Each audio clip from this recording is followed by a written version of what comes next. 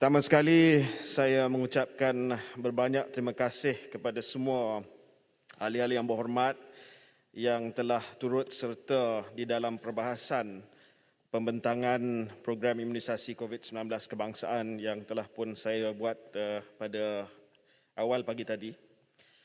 Pihak Badan Bertindak CITF juga berterima kasih di atas pandangan dan cadangan penambahbaikan yang telah pun dikemukakan oleh ahli-ahli yang berhormat sekalian. Dan saya anggap bahawa sesi pada hari ini telah pun dijalankan dengan semangat bipartisan, semangat whole of government and whole of society approach. Sebab saya rasa dalam tujuan program imunisasi ini kita semua berkongsi matlamat, iaitu untuk memastikan bahawa kita dapat memberi perlindungan vaksinasi kepada seramai mungkin secepat mungkin. Jadi semua teguran daripada ahli-ahli yang berhormat dan cadangan saya terima dan saya ucapkan terima kasih dan insya-Allah saya akan usahakan sebaik mungkin. Ada beberapa perkara yang telah dibangkitkan melalui kategori yang mungkin saya cuba menjawab satu persatu. Antaranya adalah yang berhormat, saya baru nak mula. Ya, tapi ada perkara situ saya nak sebut. Tahniah yang berhormat Rembau dengan semangat tadi itu, ini ada bipartisan dan kerana telah menerima teguran-teguran, pandangan-pandangan daripada semua pihak dalam usaha ini. Dalam kesempatan ini saya ingin bertanya pihak yang berhormat tentang satu laporan yang telah dibuat oleh Code Blue di yang satu kes yang telah laporkan iaitu di Setia City Convention Center PPB. Dan dia telah melaporkan sesuatu yang baik untuk menambahbaikan PPV tersebut dan sebagainya. Tetapi apabila dia point out, dia pula kena charge di bawah Section 505B of the Penal Code dan juga Section 233 of the Communication and Multimedia. Sedangkan sebenarnya apa yang telah di point out itu adalah sesuatu yang baik dan selepas ini semua PPV telah pun dipertingkatkan dan sebagainya. Hasil daripada laporan ini. Jadi apakah yang berhormat ini membuat pertimbangan supaya apabila sesuatu to point out yang baik itu jangan di-charge. Jangan ada di-charge tetapi ambil baik cadangan-cadangan tersebut supaya kita dapat sama-sama perbaiki apa yang yang being pointed out including this reporter. Terima kasih. Terima kasih ahli yang berhormat. Saya sedia maklum kes ini. Walaupun keputusan siasat untuk disiasat ataupun dituduh itu di luar lingkungan tugas saya, secara semangatnya saya setuju dengan Yang Berhormat. Tidak perlu diambil tindakan terhadap sesiapa yang membuat laporan untuk menambah baik PPV. Dan saya akan bincang dengan badan-badan dan juga pihak berkuasa yang berkaitan untuk memastikan bahawa kita biar sajalah apa yang telah berlaku sebagai satu laporan yang telah dibuat dalam semangat untuk menambah baik program PIK kita. Saya ingin bermula dengan menyentuh soal perolehan. Seperti mana yang saya sebutkan tadi, keputusan untuk kita melaksanakan perolehan telah pun dibuat pada bulan November yang lepas. Setelah kita melihat kepada interim data yang didapati daripada beberapa syarikat pembekal vaksin, termasuklah Pfizer dan sebagainya.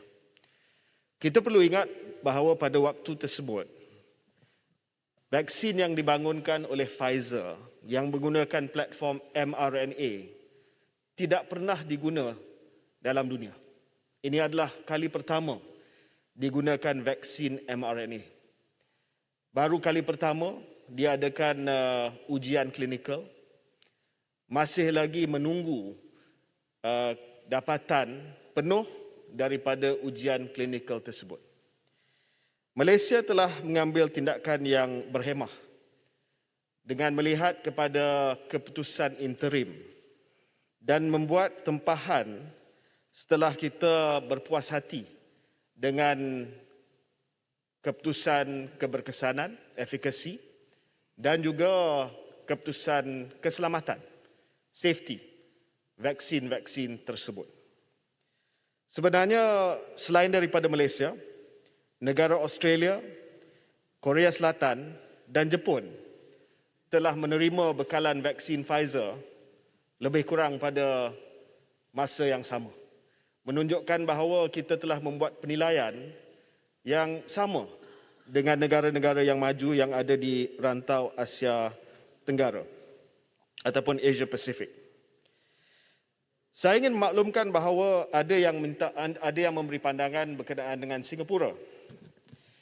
Singapura, saya tak pasti apa sebenarnya yang telah menyebabkan mereka yakin untuk membuat keputusan sedikit lebih awal, tetapi antaranya adalah pelaburan yang telah dibuat oleh Temasek, iaitu syarikat pelaburan kerajaan Singapura yang telah melabur bersama dengan pelabur-pelabur lain sebanyak 250 juta US dollar dalam syarikat BioNTech pada bulan Jun 2020. Syarikat BioNTech ini, untuk makluman ahli-ahli berhormat, adalah syarikat usaha sama dengan Pfizer yang telah bangunkan vaksin Comirnaty keluaran Pfizer. Jadi saya mungkin andaikan kalau sekiranya Temasek adalah sebahagian daripada pemilik syarikat tersebut, kemungkinan besar mereka akan didahulukan dari segi penghantaran vaksin. Saya difahamkan melalui laporan media bahawa negara Israel sebagai contoh yang juga dijadikan rujukan sebagai negara yang antara pertama menerima vaksin Pfizer telah membayar harga yang tinggi dan setuju untuk data-data vaksinasi rakyat mereka dikongsi bersama dengan Pfizer. Option yang tidak diberikan kepada mana-mana negara yang lain. Indonesia pula telah mulakan vaksinasi awal dengan menggunakan vaksin Sinovac kerana Indonesia menjadi tapak untuk ujian klinikal fasa 3 Sinovac. Dan negara ataupun pengeluar vaksin akan memberi keutamaan kepada negara-negara yang menjadi tempat ujian klinikal bagi vaksin mereka. Namun demikian, saya terima teguran daripada ahli-ahli yang berhormat supaya kita lebih pantas untuk membuat ramalan bagi tahun-tahun yang mendatang. Sebahagian besar daripada pembahas juga merujuk kepada keperluan untuk kita membuat perolehan vaksin untuk tahun hadapan. Mungkin ada yang telah baca laporan media yang menyatakan bahawa ada negara-negara yang sudah mula membuat tempahan untuk tahun 2022.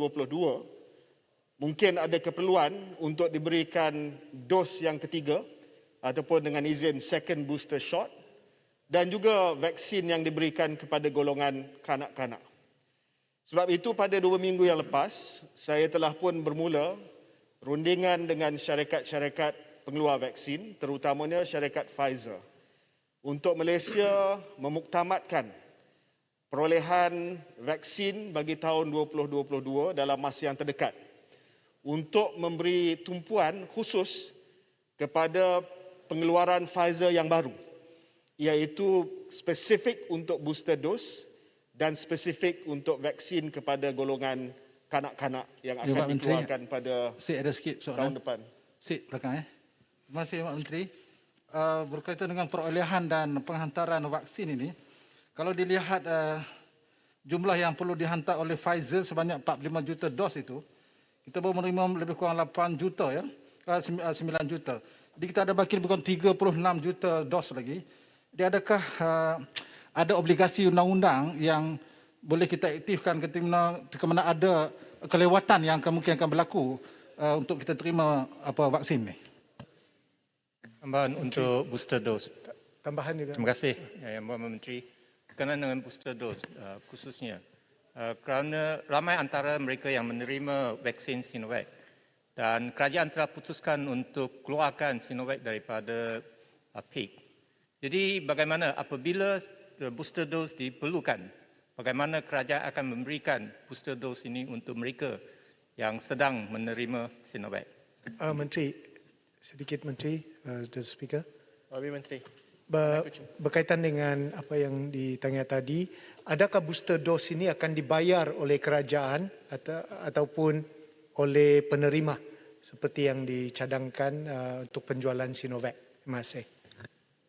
Ya, Pandai Kuching sikit lagi. Isu berkaitan. Sama tadi saya ada bangun untuk bertanya tentang polisi booster dose ini kerana banyak yang sekarang mereka telah pergi untuk membuat antibody test.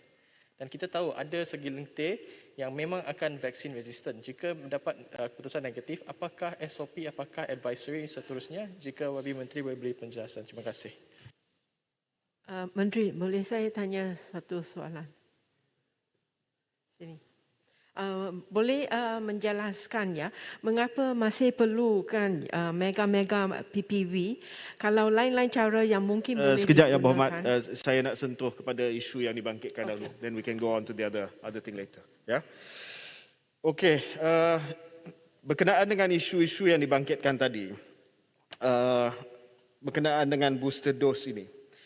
Buat masa ini kita masih lagi menunggu syur daripada kumpulan pakar yang dipengerusikan oleh Dr. Kalai Rasu Periasami, pengarah Institute Clinical Research of KKM, yang pada minggu hadapan akan memberi syur berkenaan dengan keperluan sama ada kita perlu booster dose ataupun tidak. Perkara ini juga akan dibentangkan bukan hanya dari sudut keperluan booster dose berdasarkan kepada pengalaman di negara-negara lain, tetapi sama ada kita dapat memberi booster dose heterologous vaccination. Maksudnya kita memberi vaksin yang berbeza daripada vaksin asal yang kita terima. Ada beberapa negara yang sudah mengamalkan heterologous vaccination, contoh di Korea Selatan, di Germany, disebabkan gangguan kepada bekalan vaksin, mereka terpaksa mix vaccination mereka. Kita akan dapat syur daripada kumpulan pakar berdasarkan kepada real world data dan juga data klinikal sama ada heterologous vaccination ini selamat, yang pertamanya. Dan yang kedua, sama ada mereka yang telah menerima lengkap 2 dos satu jenis vaksin boleh terima booster shot yang ketiga menggunakan vaksin yang lain. Namun demikian, menjawab soalan daripada Gopeng tadi, Sinovac tidak dikeluarkan daripada PIK. Cuma kerajaan sudah selesai menerima perolehan kita. Tetapi Sinovac masih lagi berada dalam PIK dan kita boleh pada bila-bila waktu dan masa memperolehi Sinovac untuk PIK. Malah untuk makluman Ahli Yang Berhormat daripada Gopeng, ada setengah orang yang tak boleh terima vaksin Pfizer kerana masalah alahan ataupun anafilaksis. Sebab itu kerajaan akan kekalkan dalam PIK stok penimbal ataupun stockpile sedikit Sinovac untuk kita beri kepada mereka yang memang tidak sesuai untuk terima vaksin Pfizer. Berkenaan dengan perkara antibody testing yang dibangkitkan oleh sekejap ya, Yang Berhormat, saya jawab Bandar Kuching dulu. Berkenaan dengan antibody testing yang dibangkitkan oleh Bandar Kuching, kita akan membangunkan satu polisi untuk antibody testing. Buat masa ini kerajaan tidak menyarankan agar antibody testing dilaksanakan. Dan ini adalah selaras dengan garis panduan yang telah dikeluarkan oleh US Food Drug Administration FDA dengan CDC yang mengingatkan orang ramai dan juga pengamal kesihatan bahawa ujian antibody SARS-CoV-2 yang dibenarkan sekarang tidak boleh digunakan untuk menilai tahap imuniti atau pelindungan seseorang dari COVID-19 pada bila-bila masa. Sebab standardization itu tidak ada dan guidelines-nya tidak ada, dan seperti mana yang Berhormat sebut, mungkin ada yang vaksin resistant yang tidak menunjukkan antibody. Dengan itu, apa yang kerajaan telah buat adalah untuk memperuntukkan sebanyak 15 juta ringgit supaya kita dapat melakukan di bawah Institute of Medical Research KKM satu antibody immunosurveillance program. Kajian ini penting untuk kita melihat tahap antibody dan neutralizing antibody di kalangan penerima-penerima vaksin di Malaysia dan dapat ditentukan meliputi perkara-perkara berikut. It has to be quite specific. Menentukan kadar serokonversi antibody yang meningkat dan menyutralkan SARS-CoV-2 pada 8 masa berbeza selama 2 tahun di antara penerima vaksin yang pertama, dan menentukan tahap tindak balas sel T dan antibody ILO terhadap SARS-CoV-2 pada 3 masa yang berlainan selama 3 bulan di kalangan populasi umum yang menerima pelbagai jenis vaksin, dan menganggarkan kejadian jangkitan COVID-19 selepas vaksinasi. So that is a medical research that is going on. As far as the antibody testing for lay people are concerned, kita masih lagi belum ada garis panduan, dan saya harap Umat, boleh tanya sikit? Ya. Boleh tambah sikit soal. Sekejap, saya minta Yang Berhormat sempurna dulu. Terima kasih Yang Berhormat Menteri. Menteri dah nyatakan tadi tentang another approach of menggunakan booster dan 2 dose dalam mengatasi masalah COVID di negara ini. Di samping itu, kita juga menyedari hakikat bahawa ada vaksin yang hanya digunakan single dose, like Johnson & Johnson. Saya dah nyatakan di peringkat awal, takkan kita tak boleh menggunakan cuma single dose untuk mengurangkan perbelanjaan negara. Yang ada, kita terbatas kewangan negara kita dah berhutang more than 1 trillion. Dan kalau ini proven and approved by WHO, why can we confine, so at least the rural area particularly, dengan izin, kawasan-kawasan luar bandar untuk mereka mendapat sampai 3 dos, mengambil masa untuk mereka berada di pusat vaksinasi yang ada. Terima kasih. Yang Boleh, Berhormat, boleh. sekejap, Atas poin yang sama, sekejap boleh, ya, saya jawab sekejap ya. Minta maaf Yang Berhormat, mungkin saya tak berapa jelas tadi. Polisi kerajaan adalah untuk memberi sekurang-kurangnya 1 dos. That is a must, terutamanya kawasan luar bandar pedalaman. Dan apabila bekalan pertama CanSino 1 dos sampai, saya telah menjanji Yang Amat Berhormat Ketua Menteri Sabah akan dapat dahulu. Sebab we want to give to the kawasan pedalaman di Sabah. Apa yang kita tak tahu setakat ini adalah sejauh mana how long the vaccine works for. Berapa lama keberkesanan vaksin itu bertahan. Itu yang kita tak tahu.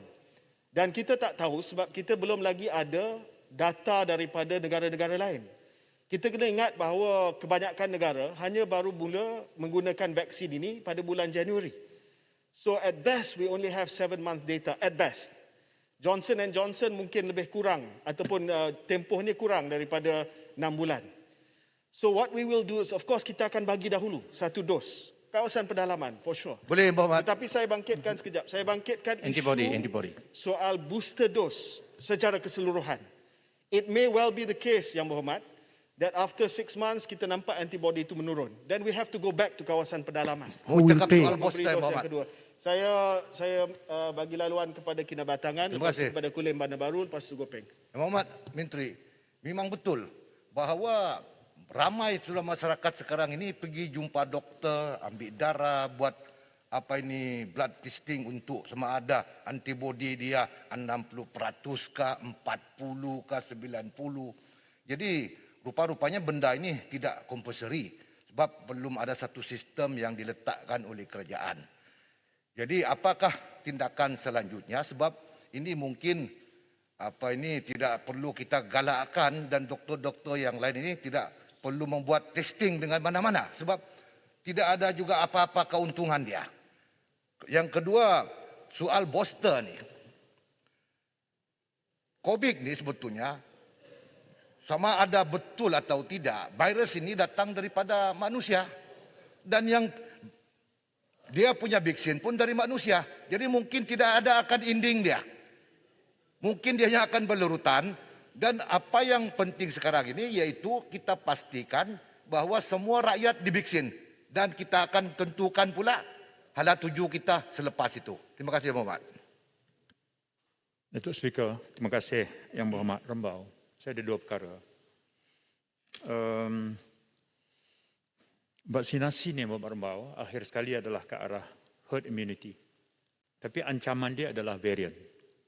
Soalan saya, apakah sudah ada dalam perkiraan MOSTI, dalam banyak-banyak vaksin apa boleh menjadi jawapan kepada varian baru ini? dan apakah sudah dilakukan usaha yang seterusnya untuk perolehan pertama. Yang kedua, satu ketika Perdana Menteri saya ikuti dalam laporan media ikut melancarkan hasil kerjasama Malaysia-China untuk menghasilkan satu vaksin yang namanya COV-NIF. Katanya dia dah buat sampel hampir 34,000 di Mexico, Indonesia, China, Malaysia kan. Kemudian ujian klinikal dia pun lulus. 1, 2, lulus oleh siapa? Oleh EUL. EUL. Ya, Muhammad Encik tahu kan? Dibuat WHO. Tapi kemudian senyap. Saya ingat masa masuk tu lebih kurang macam Sinovac juga. Jadi sebenarnya kat mana berakhirnya percubaan untuk COV-NIF ini yang dikatakan usaha sama Malaysia-China ini, apakah dia sangkut dekat NPRA ke ataupun sangkut kat mana? Terima kasih. Terima kasih Yang Berhormat Menteri berkenaan dengan antibody. Apabila jangkitan COVID ini berlaku, ratusan antibody terjadi di dalam badan. Dan bukan semua antibody itu neutralizing antibody. Sebahagian antibody dijadikan untuk yang ada pasaran yang mengesan antibody adalah untuk mengesahkan sejarah jangkitan. Dan ini bukan neutralizing antibody.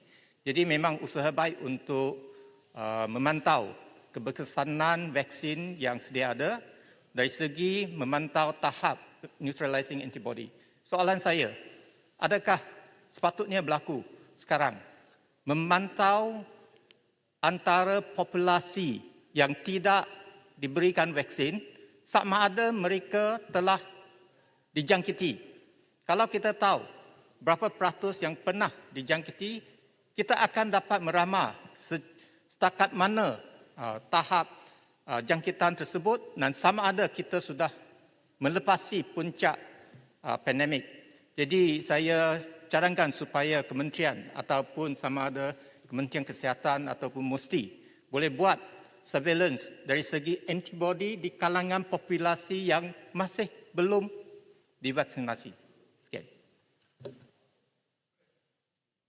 Terima kasih Yang Muhammad Gopeng atas cadangan yang baik itu. Kita akan ambil maklum saranan kajian tersebut. Saya setuju dengan kinabatangan soal booster itu memang kita sedang kaji. Tapi yang penting seperti mana yang disebut oleh Sempurna tadi adalah kita selesaikan dulu dos yang pertama dan dos kedua. Kalau ada single dose vaksin, kita percepatkan.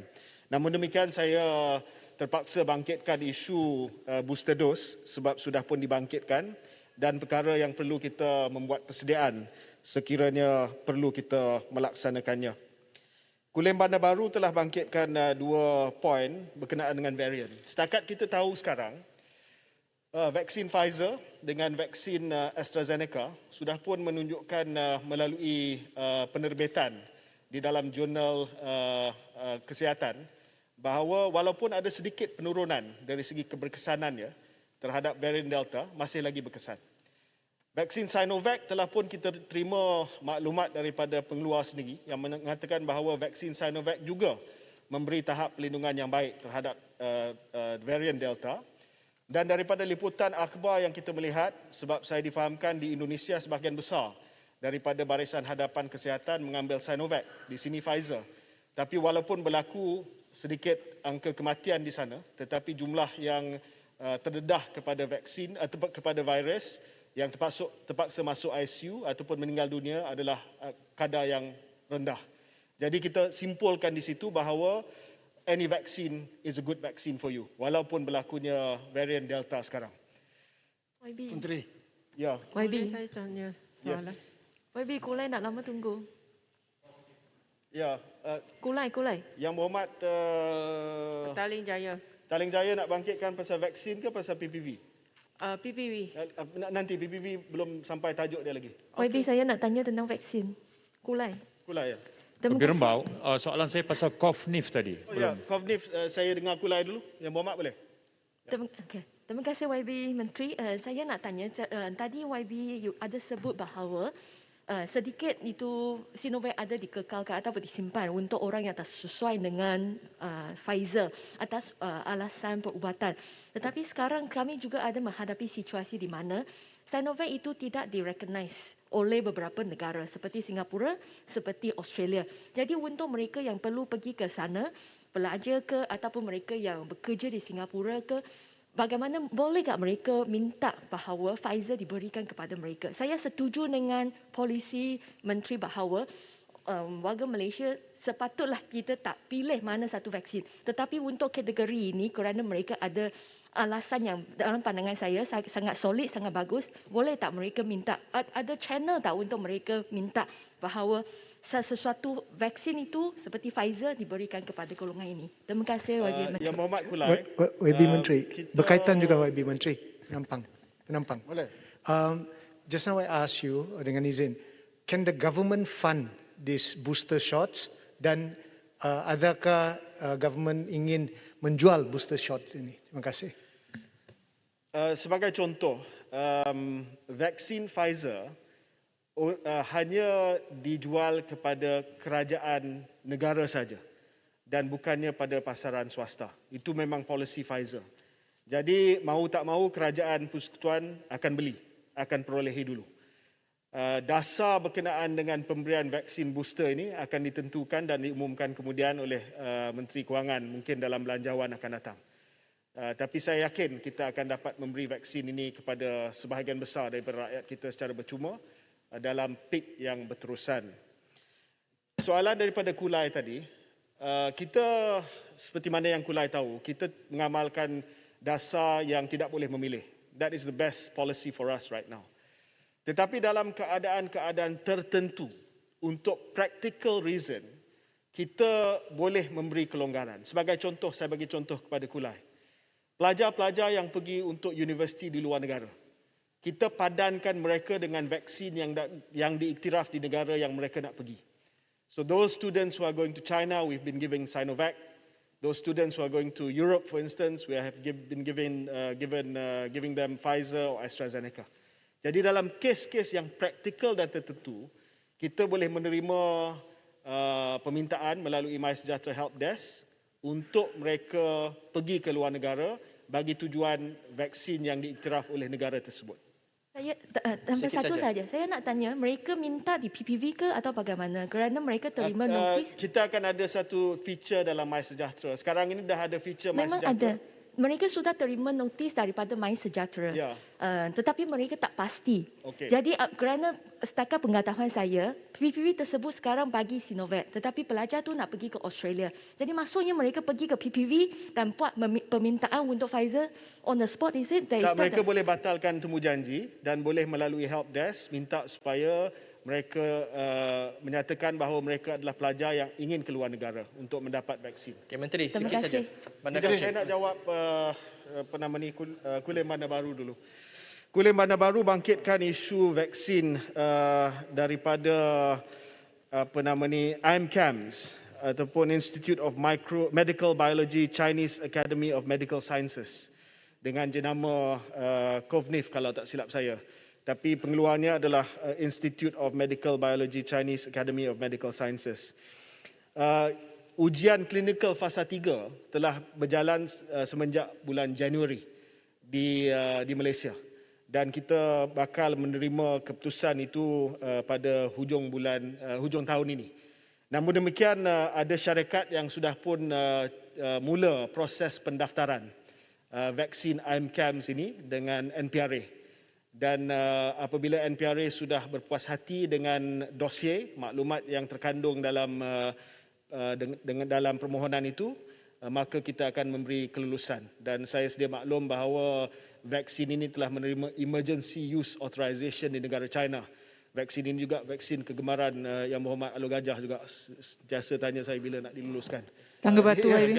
Bandar Kuching. Jadi vaksin ini mungkin akan kita luluskan dalam masa yang terdekat. Bandar Kuching. Sikit saja. Bandar Kuching. Tangga Batu. Tanjung Karang dulu, Saya Tanjung Karang. pergi Tanjung Karang, lepas tu ni Dr. Zul Ulu Selangor. Lepas tu Bandar Kuching ya. Terima Tangga kasih Batu, lepas tu. Yang Mak Menteri. Tadi Yang Mak Menteri ini pasal vaksin ya, Sinovac. Tadi disebut di Indonesia pun dah mula nak bermula dulu, tapi kita sudah maklum bahawa Sinovac juga dah lama di Malaysia. Sejak tahun 2018 dan satu-satunya vaksin yang dikenalikan oleh syarikat tempatan iaitu Pharmanega. Tadi juga disebut bahawa Sinovac ini telah pun memenuhi obligasinya kepada kerajaan. Jadi persoalan saya ialah, adakah selepas ini Pharmanega boleh menjual Sinovac ini terus kepada kerajaan negeri ataupun kepada pihak swasta, dan adakah mesti juga melalui SOP, iaitu kena juga mendapat kelulusan daripada JKJAV. Terima kasih. Tangga Batu, YB. Okey, terima kasih, YB. Minta maaf, okey, ladies first, Tangga Batu. Okey. Kita ni kan masih lagi, bila kita bincang macam ni, masih ramai sebenarnya ya orang kawasan saya bertanya bila kami nak dapat vaksin ni. Daripada bulan Mac meminta dalam MySejahtera tapi belum lagi mendapat. Jadi mereka mengatakan ni macam Zaitun Samion katalah menaruh harapan. Ya. Jadi lagi satu ialah bila yang boleh, ada yang mengatakan boleh walk in, dan siapa yang boleh walk in dan pukul berapa ke, ataupun ada tak limit masa bila yang boleh walk in. Terima kasih. Bandar Kuching sikit saja. Sandakan saya nak Yang Menteri. Okey, selepas Bandar Kuching sandakan. Saya nak tanya soalan pertama, tadi YB Kulai ada membangkitkan tentang pelajar yang keluar. Saya nak tanya tentang kanak-kanak di bawah 18 tahun. Saya tahu satu keputusan telah dilakukan untuk tidak memberikan, tetapi ada timeline tak untuk review keputusan tersebut? Itu nombor satu. Nombor dua, tadi YB Menteri ada mengatakan tentang Sinopharm, vaksin dari China, satu syarikat telah apply untuk mendapatkan bekalan tersebut. Saya nak tanya, syarikat apa yang telah dapat kontrak untuk Sinopharm di Malaysia, untuk Moderna dan juga Janssen's jika ada, atau kita hanya dapat dari COVAX. Yang ketiga, adakah kerajaan bercadang untuk regulate harga in the private sector? Berapa mereka boleh charge untuk setiap vaksinasi? Sekian, terima kasih. Dengan izin. Ya. Yang Berhormat Menteri, sandakan. Kuala Selangor. Terima kasih Menteri. Ya, saya perlu merakamkan usaha gigih Menteri despite all odds from the very beginning. Alhamdulillah, I've been giving you all this support of go. Ya, semua kita mahukan perkara ini dilakukan dengan yang terbaik. Soalan saya ringkas saja, Menteri, sejauh mana akan MOSTI, particularly yourself, bersedia untuk membuat pelaburan at this critical time when sementara kita berdepan dengan cabaran of the variants of concern, particularly Delta, Lambda dan sebagainya, untuk sama bergiat dalam satu production of a second generation vaccine, yang mana merupakan satu pendekatan proprietary molecular biology and chemical technology to develop novel vaccine. Di mana, kalau dengan izin saya berbahasa lebih sikit dalam bahasa Inggeris, taking a unique approach to vaccination against SARS-CoV-2, instead of only using one target antigen, they are developing a vaccine that focuses on all major immunogenic features of the SARS-CoV-2 virus, but cannot spread, meaning they are a vector, they cannot reproduce, making it safe and efficacious. Yeah? A digital DNA design platform, this is a new platform, a digital DNA design platform, not your viral vector platform, not your test and try technology of the attenuated virus, ataupun your other mRNA particularly. A digital DNA design platform is used to ensure rapid development and easy production of our novel vaccine RVX13, which is already in the media. Soalan saya, Menteri, sejauh mana Malaysia dan Menteri particularly, I'm seeing you as one of the the future. Would you want to invest this Kerajaan Perikatan National, would we Malaysia want to invest in this second generation vaccination? That would be a question, because moving forward, as you very well have noted tadi, adalah cabaran variant. And if this variant is to come this way, it is as if we are facing another new pandemic. Soalannya, apakah Malaysia bersedia membuat pelaburan yang besar untuk melahirkan satu second generation vaksin yang menggunakan an innovative technology based on apa yang dikatakan sebagai technology that is based on targeting more than one, the spike protein, the S protein, but rather on all major immunogenic features of the SARS-CoV-2 virus. Terima kasih Menteri, panjang sikit, maaf. Yang Menteri, sandakan. Saya minta jawab soalan dulu sebab banyak perkara yang saya nak sentuh dan speaker pun tak bagi masa yang panjang. Ya. Saya jawab pertama dulu Tanjung Karang.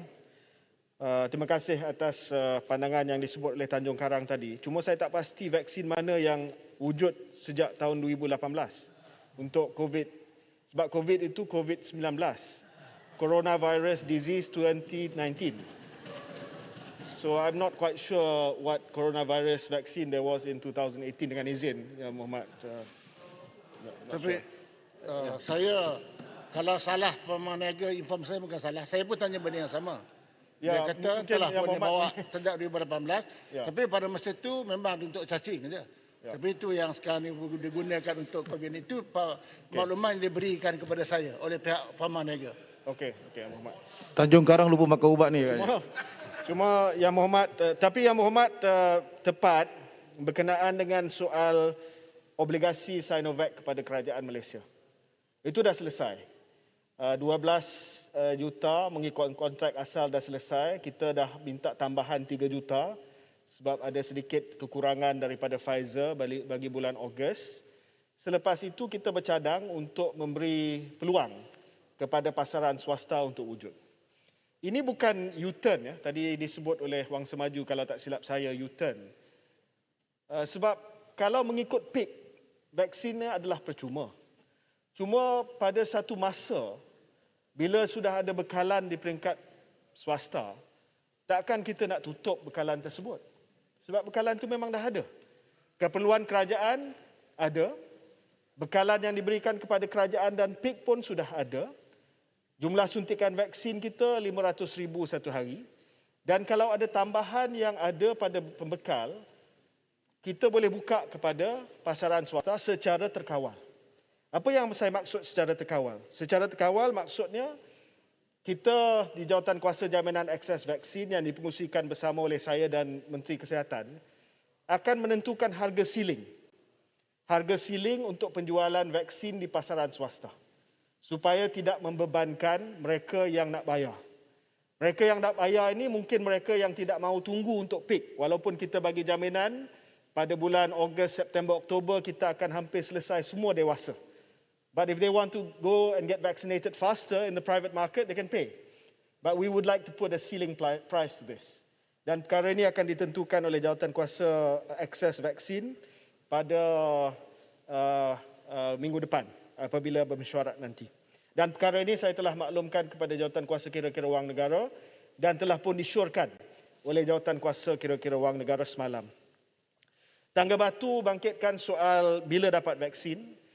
Saya percaya dalam tempoh masa sebulan dua ini ramai yang telah daftar awal akan dapat. Sekarang ini MySejahtera menggunakan algoritma siapa yang daftar dulu akan dapat. Ya. Cuma kadang-kadang senarai menunggu yang dilaksanakan di PPV tidak mengikut algoritma tersebut ataupun di kawasan-kawasan tertentu mungkin belum lagi selesai suntikan untuk fasa kedua iaitu warga emas dan juga OKU. Ya. Tetapi secara umumnya polisi kita dari segi algoritmanya adalah untuk menolak mereka yang telah mendaftar dahulu di kalangan mereka berusia 60 tahun ke bawah. But when a senior citizen registers now, they will be pushed out. Maknanya dia akan dapat segera janji temu mereka. Saya nak habiskan semua jawapan saya dulu ya. Lepas tu saya akan kalau ada masa nanti saya akan buka kepada yang lain. Untuk walk-in, kita dah buka walk-in kepada warga MAS untuk Kuala Lumpur dan juga Negeri Selangor. Dan berdasarkan kepada prestasi suntikan yang diberi kepada warga MAS di negeri-negeri lain, apabila mereka sudah sampai kepada nilai ambang tertentu, mungkin 95% of those who are 60 and above, who have already received their vaccination, maka kita boleh buka kepada walk-in. Cuma walk-in ini kita kena berhati-hati sedikit sebab kita tidak mahu berlakunya satu kesesakan di PPV apabila ada ramai warga MAS di kawasan tersebut yang masih lagi belum menerima vaksin mereka. Sekejap saya nak habiskan saya punya jawapan tadi. Berkenaan dengan perkara yang dibangkitkan oleh Bandar Kuching, ini adalah perkara yang agak sedikit panjang yang saya perlu sedikit masa yang dipertua. Saya nak jawab Bandar Kuching sekali dengan apa yang dibangkitkan oleh Jelutong dan juga Simpang Renggam berkenaan dengan vaksinasi untuk sektor pendidikan. Dan selepas itu saya akan jawab soal vaksinasi untuk kanak-kanak. Ini tajuk besar. Please, saya minta kerjasama daripada Bukit Mentajam dan juga daripada Ali Muhammad untuk bagi saya peluang menjawab ini dulu. And then we can go back to your queries later. I have no problem answering, ya. Cuma bagi peluang kepada saya untuk menjawab soalan ini dulu. Tuan Speaker, peraturan tetap. Saya nak bangkitkan peraturan tetap 12 untuk minta Speaker pertimbangkan lanjutkan masa hari ini kerana semalam Menteri Kesihatan tidak mahu lanjutkan masa, tidak mahu jawab soalan, tetapi hari ini kita ada menteri yang nak jawab semua isu yang telah dibangkitkan. Saya rasa sepatutnya kerajaan ataupun speaker tak ada halangan kerana isu vaksin, isu yang sangat penting untuk Malaysia sekarang. Jadi kalau kita akan sokong menteri. Kalau speaker tidak mahu melanjutkan masa, ternyata kita bukan untuk datang sini untuk dengar fakta, tapi hanya untuk membazirkan masa. Pertimbangkan. Terima kasih. Silakan Yang Muhammad. Terima kasih ahli yang dipertua. Saya Speaker, saya telah bangkitkan peraturan tetap. Saya kita dah minta kata ruling. sampai 5.30. Habis banyak saya ada kuasa pun 15 minit, 5.45. Saya dah kata dah. Kerajaan boleh bawa usul untuk lanjutkan masa. Boleh kita selamatkan masa. Yang bawa menteri tolong sambung. Tak ada lagi pencerahan, saya tak akan benarkan kerana tak cukup masa. Itu saya setuju. Kita akan sokong usul, jangan takut. Nak selamatkan nyawa bukan selamatkan masa. Datuk Speaker. Tolong diam boleh tak? Tolong diam boleh? Minta TPM bawa usul.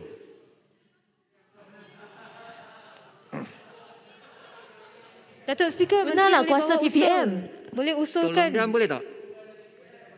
Yang bawa menteri silakan. Terima kasih Yang di-Pertua. Saya ingin menyentuh soal vaksinasi kepada sektor persekolahan. Sehingga 27 Julai, seramai 303,682 guru, iaitu 73.5%,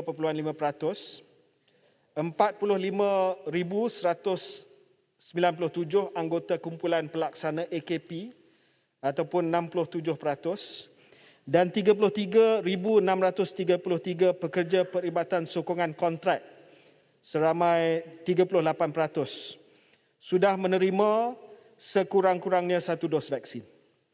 Bagi vaksinasi guru kelas peperiksaan tingkatan 5 dan 6, status kemajuan adalah menggalakkan dengan sejumlah 80,717 guru, iaitu 90% telah pun divaksin. Manakala bagi sekolah swasta, seramai 12,894 guru ataupun 66.8% telah pun divaksin. 4,367 guru tahun peperiksaan ataupun 58% dan 3,026 kaki tangan sokongan, iaitu 54% sudah menerima sekurang-kurangnya 1 dos. CITF sedang bekerjasama rapat dengan KPM dalam memastikan bilangan guru, anggota kumpulan pelaksana dan perkhidmatan sokongan kontrak yang belum mendapat janji temu lagi dapat dikenal pasti segera untuk dibuat penjadualan janji temu. Terdapat sebilangan yang menolak vaksin di kalangan guru dan saya menyeru supaya pihak pentadbir sekolah dapat membuat capaian kepada golongan tersebut supaya tidak tercetusnya jangkitan selepas pembukaan sekolah. Saya ingin pergi kepada, sekejap dulu Tong, I want to go to the students pula. Pertanyaan sikit saja. Simpan Renggam kalau saya pergi kepada students pula? Tak, sikit ya, berkaitan dengan kaki tangan sokongan itu, adakah termasuk kaki tangan kantin dan juga pemandu-pemandu bas sekolah seperti yang saya tanyakan tadi? Terima kasih. Kaki tangan sokongan yang saya maksudkan ini adalah pegawai keselamatan, pekerja pembersihan, operator kantin dan pemandu bas dan van sekolah. Dan Muhammad. Bagi vaksinasi untuk golongan remaja dan juga pelajar sekolah. Task Force program vaksinasi guru, anggota kumpulan pelaksanaan dan pekerja perkhidmatan sekolah di semua institusi pendidikan telah diadakan dan KPM bersama MOSTI memantau vaksinasi kumpulan ini, termasuk pelajar tingkatan 6 yang sudah mencapai umur 18 tahun. We are giving vaccinations to those who are 18 and above, especially those who will be sitting the STPM examination. But saya ingin sentuh berkenaan dengan vaksinasi untuk golongan adolescent. Ya Muhammad, sebelum itu sikit saja. Bolehkah saya berterima kasih di atas segala inisiatif yang diambil oleh Yang Berhormat. Bolehkah saya mendapat komitmen daripada kerajaan bahawa sebelum sekolah dibuka pada bulan September nanti, semua warga guru di Malaysia diberi suntikan sekurang-kurangnya 1 dos. Bolehkah Yang Berhormat memberikan komitmen tersebut? Saya bersama dengan Menteri Pendidikan memberi jaminan bahawa semua warga pendidikan akan diberi vaksinasi sebelum pembukaan. Confirm. Terima kasih Muhammad. Ya. Sekarang saya nak pergi Satu persoalan tadi, sekolah adakah termasuk college vocational? Saya terima baik cadangan daripada Simpan Renggam. Saya akan bincang dengan Menteri Pendidikan supaya kita masukkan semua kategori lain yang dibangkitkan tadi oleh Simpan Renggam, termasuk jugalah dengan Kementerian Pengajian Tinggi. Termasuk juga pelajar-pelajar. Pelajar-pelajar saya nak sentuh sekarang ya. Ini isu Yang yang Berhormat penting. Menteri sandarkan sekejap saja, sikit saja. Regarding My Sejahtera just now. Terima kasih Yang Berhormat Menteri. So regarding itu My Sejahtera Help Desk tadi. So students yang perlu melanjutkan studies ke luar negara, overseas lah. Jadi adakah ada satu macam time frame apabila mereka sudah apply melalui My Sejahtera Help Desk, berapa lama mereka perlu tunggu, sebab ada yang kes-kes yang beritahu saya 1 bulan atau 2 bulan pun tidak dapat temu janji dan mereka perlu pergi dengan segera. Itulah soalan pertama. Soalan saya yang kedua adalah mengenai vaksinasi di Sabah. Jadi dalam nota pendengaran YB Menteri, 1.856 juta dos diagihkan ke Sabah. Tetapi kenapa jumlah dos yang diberi hanya 18% dan disandarkan adalah lebih kasihan adalah 8.3% untuk dos pertama dan 13.9% untuk 2 dos. Adakah bermakna kaki tangan tidak cukup? Dan my third question is the last question. So adakah YB Menteri bercadang untuk memberi vaksin pintu ke pintu kepada kawasan PKPD di kawasan seperti disandarkan? Sebab ini kawasan yang dijalankan PKPD merupakan kawasan yang high red zone lah, sebab kawasan rumah-rumah yang mereka tinggal adalah sangat padat dan sangat easy get contracted for the COVID-19 dan juga merupakan high risk, kawasan high risk. Dan di setakat ini ada 27 kawasan di Sabah dikenakan PKPD dan selepas PKPD mereka sudah test COVID negatif, adalah opportunity yang sangat bagus untuk kasih vaksin mereka. Dan hari ini ada 4 kawasan lagi disandarkan dijalankan PKPD. Jadi untuk bagi baku makanan saja bukan adalah satu way out lah. For my point of view, saya ini mencadangkan kepada YB Menteri adalah untuk menjalankan vaksinasi pintu ke pintu juga. Dan sebab sekarang kes positif adalah di Sabah akan mencecah 1,000 sudah. Hari ini adalah 912. Jadi saya harap YB Menteri look into all the Sabah seriously. Thank you so much. YB Menteri, sikit saja. YB Menteri singkat tapi penting. Satu saja. Boleh bagi tanya. Pagi ini saya bangkitkan Yang Berhormat Menteri. Setakat hari ini masih lebih 10 juta rakyat Malaysia belum daftar My Sejahtera untuk dapatkan vaksin. Apakah yang akan dilakukan oleh kerajaan untuk memastikan semua rakyat ni daftar untuk dapat vaksin supaya usaha kita dalam program imunisasi COVID kebangsaan tidak gagal to achieve 80% herd immunity. Terima kasih. YB Menteri, Lanang sini. Saya ingin sentuh tentang vaksinasi di Sarawak. Sebenarnya di Sarawak memang kita ada banyak vaksin dan sekarang kita telah benarkan walk-in. Tetapi yang banyak lagi yang telah menerima vaksin tetapi sekarang MySejahtera mereka belum update lagi. Yang ada pada April sampai sekarang dalam MySejahtera mereka masih kosong. Jadi mereka masih terima panggilan dari KKM untuk menerima vaksin. Mereka yang faham mereka tidak akan mengambil dos seterusnya, tapi bagi warga emas mungkin mereka akan anggap itu booster dose dan pergi ke PBV untuk mengambil dos ketiga. Jadi saya harapkan Yang Berhormat Menteri boleh selaraskan dan koordinat dengan MySejahtera supaya vaksinasi dan MySejahtera ada satu coordination supaya rakyat tidak dikelirukan. Terima kasih. Terima kasih Yang di-Pertua. Saya banyak nak dijawab. Saya cuba jawab satu persatu dan sambung apa yang saya nak sebutkan tadi. 372. Ini perkara yang penting berkenaan dengan vaksinasi untuk golongan remaja.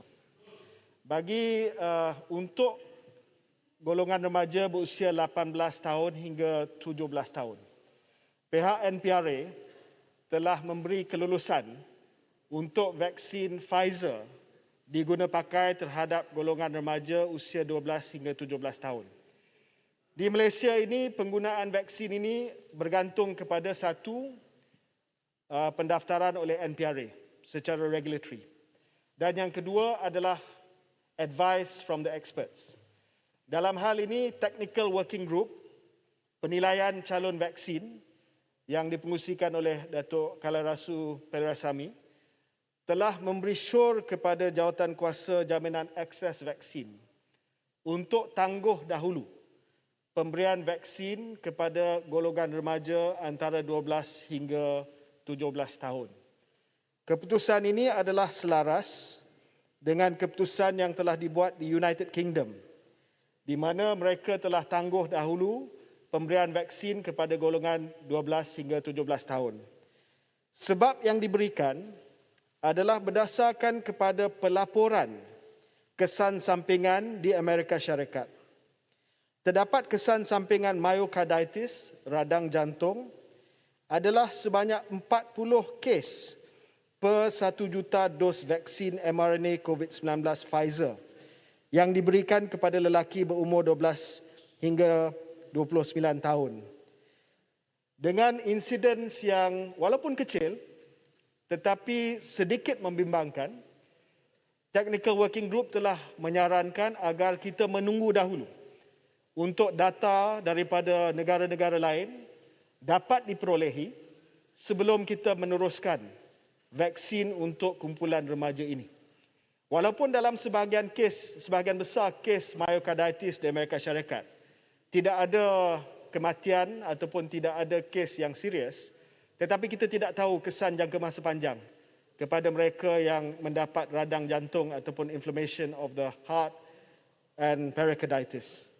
Sebab itu buat masa ini, apa yang telah diputuskan oleh JKJAV adalah kita tidak memberi vaksinasi kepada usia 12 hingga 17 tahun, tetapi kita akan keluarkan satu garis panduan clinical guidelines untuk usia 12 hingga 17 tahun yang mempunyai risiko tinggi daripada COVID-19.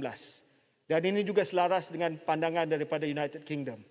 Teenagers who have chronic illness, who are immunocompromised, will be offered the vaccine on a voluntary basis with all risk assessment done. But it will only be available for that particular group of teenagers for now, as far as the vaccination is concerned. Jadi soal pelajar SPM pada asalnya memang kita nak bagi. Tetapi setelah mendapat pandangan daripada pakar, termasuklah pediatric cardiologist dan sebagainya, kita decide to err on the side of caution as far as the side effects of myocarditis and pericarditis for young adolescents. Ya. Saya minta supaya dapat teruskan sebab ada beberapa soalan lagi yang belum dijawab. Minta syarikat yang dapat kontrak Sinopharm, Moderna. I'm coming to you. Ya. Untuk Sinopharm, Product registration holder tempatan adalah syarikat Duo Pharma. Syarikat Duo Pharma, anak syarikat Permodalan Nasional Berhad PNB.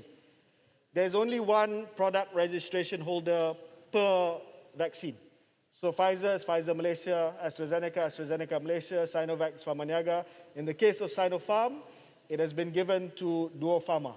It's got nothing to do with the government, itu antara Sinopharm dengan Duo Pharma. Dan mereka telah daftar dengan NPRA. Bagi Johnson & Johnson, YB Menteri. Sekejap. Bagi Johnson & Johnson, it's Johnson & Johnson Malaysia is the product registration holder. Bagi Moderna, saya difahamkan belum lagi dapat kelulusan ataupun pendaftaran NPRA, tetapi yang membuat permohonan adalah Zulik Pharma untuk vaksin Moderna. Pandangan daripada YB Menteri Yang Berhormat, berkaitan dengan 37.2. Sinopharm. Tak ada pencerahan lagi. Just to 37.2. clarify, di Sabah sebuah company bernama Kanger International telah joint venture dengan state government untuk supply 800,000 kalau saya tak salah. Saya tak pasti tentang You're not sure about saya that. tak pasti tentang perjanjian tersebut, tetapi oleh kerana dah ada product registration holder, apa saja penjualan Sinopharm di Malaysia mesti melalui syarikat Duo Pharma sahaja dan bukannya syarikat yang lain. Menteri sikit, Zulik Pharma, apakah faktor yang menjejaskan pendaftaran Zulik Pharma for Moderna? Menteri, if you may answer quickly. Saya difahamkan it will be registered very soon, Yang Berhormat. Ya. Menteri. Dan berkenaan apa yang dibangkitkan oleh Kuala Selangor tadi, saya setujulah. Saya rasa kita perlu melihat jauh ke hadapan tentang perkara ini, Yang Berhormat, ya. Sebab kita perlu future proof vaccination kita. Mutasi seperti mana yang Berhormat Kuala Selangor tahu sekarang ini berlaku pada spike protein. Itu antigen kepada mRNA. Tapi kalau spike protein itu dah berubah, maka vaksin itu tak berkesan lagi. So we have to look forward. Dan Yang Berhormat pun sedia maklum, ada ribuan lagi penyakit daripada haiwan yang zoonosis ini yang belum lagi lompat kepada manusia. So I think we can work together on this, Yang Berhormat. Menteri. Excellent, Menteri. We may also involve dalam clinical trial mereka, second Ya. generation vaksin. Terima kasih. Terima kasih. Menteri, Bukit Saya Mertajam. nak jawab soalan daripada Teluk Intan berkenaan dengan mereka yang belum daftar. Teluk Intan dalam perbahasan tadi bangkitkan cadangan sama ada kita nak wajibkan, mandatory. Buat masa ni kerajaan tidak ada cadangan untuk mewajibkan vaksin sebab program kesihatan awam di Malaysia, all vaccinations are voluntary in Malaysia. Dan kita tidak mahu sampai tahap di mana kita nak paksa orang dengan undang-undang untuk menerima vaksin. Tapi apa yang kita harap akan meningkatkan jumlah pendaftaran ataupun mereka yang enggan berdaftar adalah kebebasan ataupun kemudahan yang akan diberikan kepada mereka yang lengkap vaksinasi. Dan ini akan diumumkan oleh Yang Berhormat Perdana Menteri. Kemudahan yang diberikan kepada mereka yang lengkap vaksinasi, what they can do, dan saya harap mereka yang enggan menerima vaksin akan rasa mungkin terpanggil untuk mendapatkan vaksinasi untuk mendapat dan menikmati kemudahan-kemudahan yang akan diumumkan. Lanang, saya ambil maklum, we are coordinating with the state government to update the MySejahtera untuk memastikan bahawa mereka yang dah dapat melalui manual registration di Sarawak dapat sijil tersebut. Saya rasa kalau tak silap saya Penampang juga telah tanya soalan berkenaan dengan sijil vaksinasi untuk mereka yang menerima vaksin di luar. Jadi kita akan buka satu feature dalam MySejahtera bagi mereka yang menerima vaksin di luar. Untuk mereka mendapat sijil kuning dalam MySejahtera tersebut. Reciprocal recognition. Sorry? It will be a reciprocal recognition. We are working on reciprocal recognition with countries bilaterally. So dengan Singapura sebagai contoh, kita sudah ada satu perjanjian dengan Singapura di mana mereka mengiktiraf MySejahtera kita dan kita mengiktiraf aplikasi mereka di negara kita. Dan rundingan yang sama sedang dilaksanakan dengan EU, dengan China dan juga negara-negara lain. Terdapat juga masalah sekarang ni, ada yang terima satu dos di luar, datang sini nak terima dos yang kedua. So we are trying to overcome this. Kita boleh terima pada face value yang mereka telah terima dos yang pertama, but we don't know. Mereka tunjuk kad saja. Di UK sebagai contoh, dia tak ada aplikasi. Dia ada kad NHS saja. So we have to take at face value that they had their first dose overseas. They will receive the same privilege, Minister? as the one that you will announce or the Prime Minister will announce? Yes. Same privileges. Thank Kalau you. sekiranya mereka kata mereka terima dos di luar dan mereka lengkap 2 dos di sini, kita akan bagi kebebasan yang sama kepada mereka. Ya. Tuan Yang di-Pertua,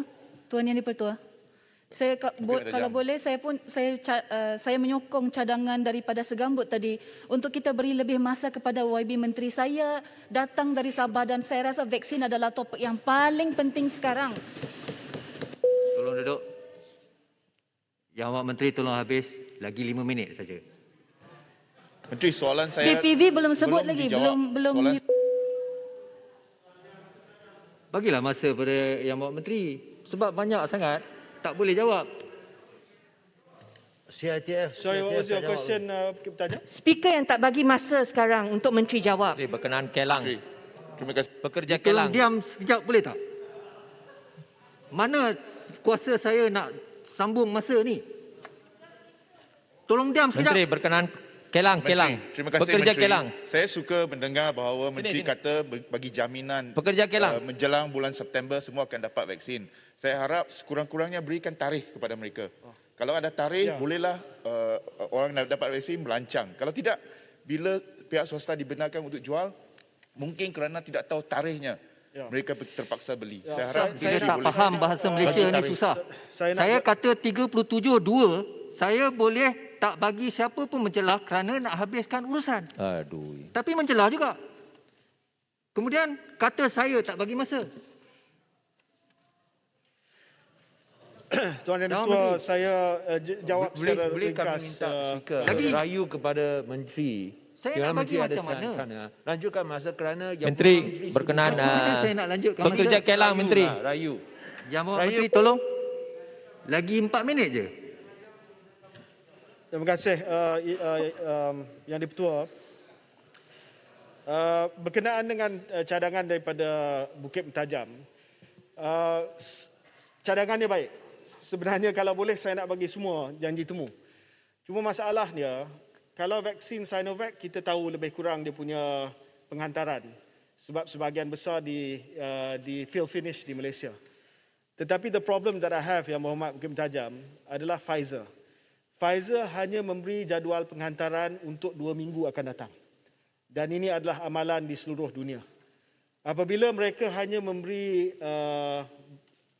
jadual penghantaran untuk 2 minggu sahaja, saya tak pasti berapa banyak akan sampai. Bila tak pasti berapa banyak yang sampai, saya tak boleh buat unjuran untuk memberi temu janji kepada semua. Because I don't know whether Pfizer will give me 2 million this week, 1.4 million next week, in 2 weeks time, or 2 million in 3 weeks time. So itu masalah dia sekarang. Ya.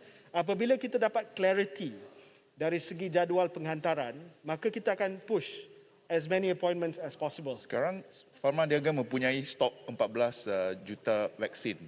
Mengapa tidak kerajaan menggunakan stok itu dulu untuk memberikan dos pertama? Ya. Yang belum dapat dos pertama lebih kurang 8 juta. Jadi kalau 14 juta itu dibeli, mungkin kita boleh berikan dos pertama dulu kepada yang belum dapat dos pertama. Terima kasih. Itu pertimbangan yang perlu kita buat berdasarkan kepada kemampuan kerajaan juga.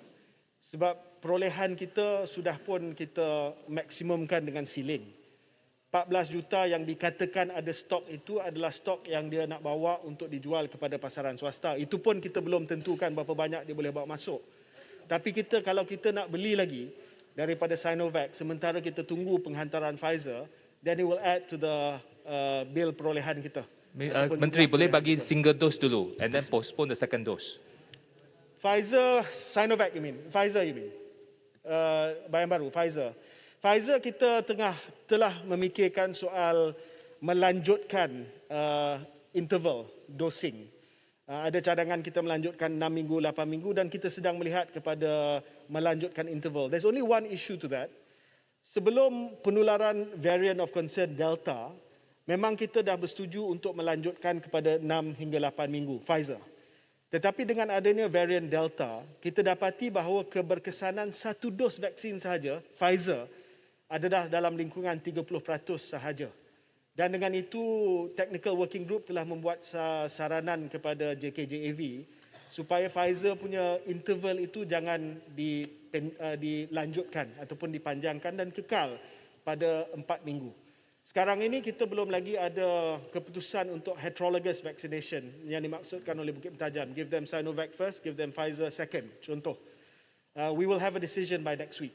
Tapi saya yakin saya mohon kepada Menteri untuk menyusul di bawah 12.1 untuk lanjutkan 1 jam lagi supaya kita ada masa untuk memberikan jawapan yang lebih lengkap. Kalau perkara ini berkaitan dengan kos, saya yakin ahli dalam Dewan ini akan bersetuju untuk kerajaan membelanjakan lebih banyak kerana ini berkenaan dengan nyawa 7.8 juta orang yang belum dapat dos pertama. Saya harap Menteri akan memberikan pertimbangan yang serius terhadap isu ini. Saya ucapkan terima kasih. Saya harap Menteri... Menteri ada kuasa di bawah peraturan 12.1 untuk menyusun. Jawab Menteri, masa dah tamat. Sebagai Menteri semalam, ada... Saya arahkan Yang Menteri agar boleh memberi jawapan-jawapan yang selanjutnya yang tidak dapat dijawab ni dalam masa 10 hari bekerja secara bertulis. Ya. Speaker. Ahli yang berhormat, mesyuarat Dewan hari ini ditangguhkan sehingga jam 10 pagi hari Khamis besok 29 Julai 2021. Assalamualaikum warahmatullahi taala wabarakatuh. Assalamualaikum.